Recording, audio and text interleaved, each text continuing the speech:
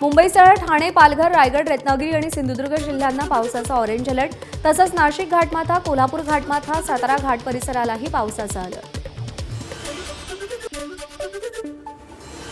मुंबई आणि उपनगरात जोरदार पाऊस। मुंबई पूर्व आणि पश्चिम भागात सकाळपासूनच मुसळधार पाऊस। पावसामुळे अनेक ठिकाणी पाणी साचल्याचं चित्र।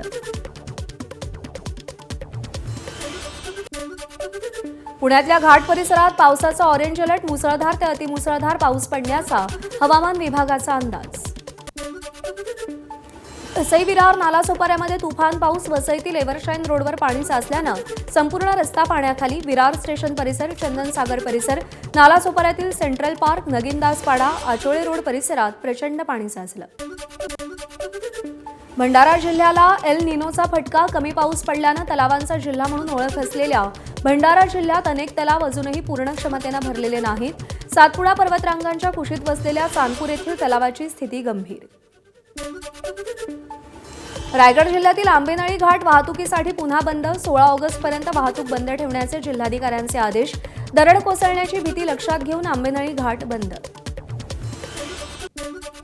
मुंबईतले खड्डे बुजवण्यासाठी पुन्हा 2 कोटींच्या कंत्राटाचा प्रस्ताव। स्थायी समितीच्या बैठकीत पटलावर हा प्रस्ताव ठेवण्यात येणार। मुंबई महापालिकेच्या ए, बी, सी, डी आणि ई प्रभागामध्ये खड्डे बुजवण्यासाठी 3.85 कोटींचा प्रस्ताव स्थायी समितीनं आधीच राखून ठेवला।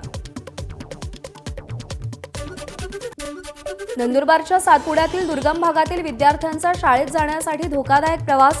दाब ग्रामपंचायती अंतर्गत माळीअंबा गावातील जिल्हा परिषद शाळा आणि अंगणवाडीत जाण्यासाठी विद्यार्थ्यांना धोकादायक बांबूच्या पुलाचा आधार घेऊनच शाळेत जावं लागतंय। जम्मू आणि काश्मीरमधील कठुआ इथं झालेल्या मुसळधार पावसामुळे नदीनं धोक्याची पातळी ओलांडली। नदीच्या पुरात 7 जण अडकले होते। एसडीआरएफच्या पथकानं 7 जणांची सुखरूप सुटका केली। राजस्थानमधल्या बुंदी शहरात अनेक तास मुसळधार पाऊस। मुसळधार पावसामुळे रस्त्यांना नद्यांचं स्वरूप। सखल भागात गुडघाभर पाणी। परिसरातील घरं आणि दुकानंही पाण्याखाली। बुंदी शहरातील नबलसागर तलाव ओव्हरफ्लो झाल्यानं पाणी शहरात शिरलं। मध्य प्रदेशातील सिहोरमध्ये सततच्या मुसळधार पावसामुळे अनेक गावांमध्ये पूर।